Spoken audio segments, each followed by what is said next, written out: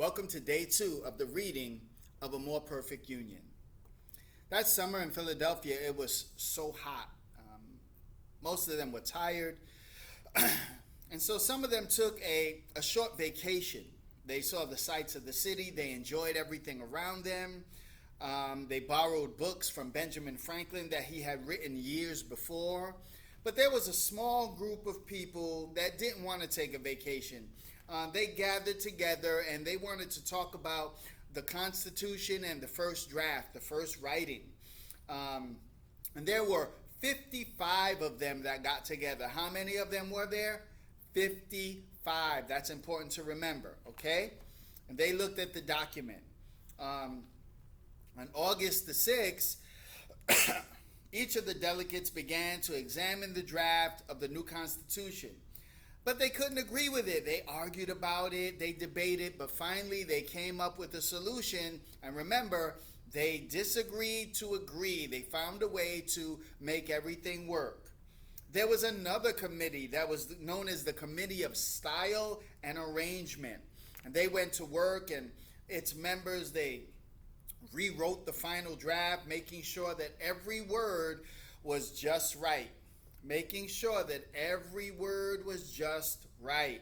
And at last, the Constitution was complete, and copies were printed and given to the people, to the delegates. On September the 15th, the delegates voted to sign the new Constitution. 42 members were there for this one, and only 3 did not agree to sign. Then the words were copied onto what was called parchment or early paper, and a very special kind of paper that lasts for a very long time. But wait, before we do that, how many of them were there for this one, for the new Constitution? There were 42 members, okay? At the beginning, there were 55. At the new one, there were 42. On Monday, September 17th, the convention had its final meeting. And there were 39 delegates who signed the new Constitution. Some of the original 55 people had left the convention in anger because they did not approve of the new Constitution. They didn't like it. So now there were just 39 of them. Some others would have signed, but they had to return home early. So it went from 55 to 42 to now just 39. Okay? Now, the signing of the Constitution was a big deal. It was a ceremony. George Washington was the first to write his name. Then the other 38 men followed him. Although it was very serious and an important moment, it was also a happy moment. Ben Franklin commented that at last he knew for sure what kind of sun was on Washington's chair. Remember, we saw that picture of the sun on Washington's chair? Well, Ben Franklin thought he knew. It was a rising sun. What was it? A rising sun. Everyone felt this was a good sign for the rising young country.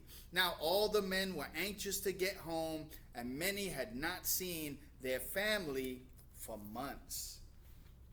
Well, there was still much hard work that was ahead of them.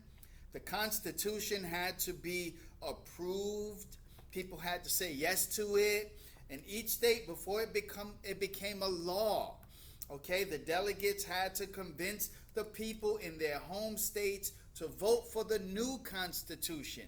So again, here we go with voting again. Remember, I talked about if we voted for the class president, we would vote and everybody would have to agree. Well, copies were sent to all the state governments. Each of the 13 states would hold its own convention to vote. If 9 of the 13 states, or 2/3 majority, voted for the new Constitution, the new government would be set up. In other words, if there was enough votes, if there was more yeses than no's, then everything would be okay. Well, many people were in favor of the new Constitution, and many were against it. Those who didn't like it were afraid of the new government and that it would be too strong. that living in America would be much the same as living under the English rule, where they couldn't do what they wanted to do. Well, the debates in the states went on, and in December 1787, Delaware became the first state to approve the new Constitution. Pennsylvania, New Jersey, Georgia, and Connecticut quickly followed them. Massachusetts came next, and after a very close vote in the state convention. By June, after Maryland and South Carolina had ratified, 8 states had agreed to the new government. Only one more state was needed for the new Constitution to become a law. And on June 21st, New Hampshire voted yes for the new law. America would have a new government. And the state of Virginia soon got on board as well. Well, when July 4th came, huge celebrations were held in many cities. In New York, a big ship was pulled through the streets in a parade. In Philadelphia, there was a parade made up of 88 groups of marchers, and some of them were on floats. And let's look at what that must have looked like. See that boat? And it's going by, and there was a big parade and a lot of people, and everybody was excited. And this happened on July 4th. New York State soon accepted the new Constitution and was set for the first election of the president. And so this is the more perfect union. It's talking about how we got our government, how we got our Constitution, how we vote, how we compromise, how when we don't agree with something, we figure out a way to agree with it, even though we don't agree. And if we want something changed, then we have to vote. And that's what's going to be happening pretty soon when it comes to our president. We're going to be voting to whether we keep him or whether we move on to a new person, right? And so that is how our country, it's the story of our Constitution. So I want you to remember something. When they first wanted to sign, there was 55 of them. And I want to make sure that I get that right. Okay, so there was 55 of them. And let me get back to it. Okay. And then there was, when they wanted to sign the new Constitution, there was only 42 of them. But finally, there ended up being 39 of them. Okay, so the final number, the last number was 39 people who signed for the new Constitution.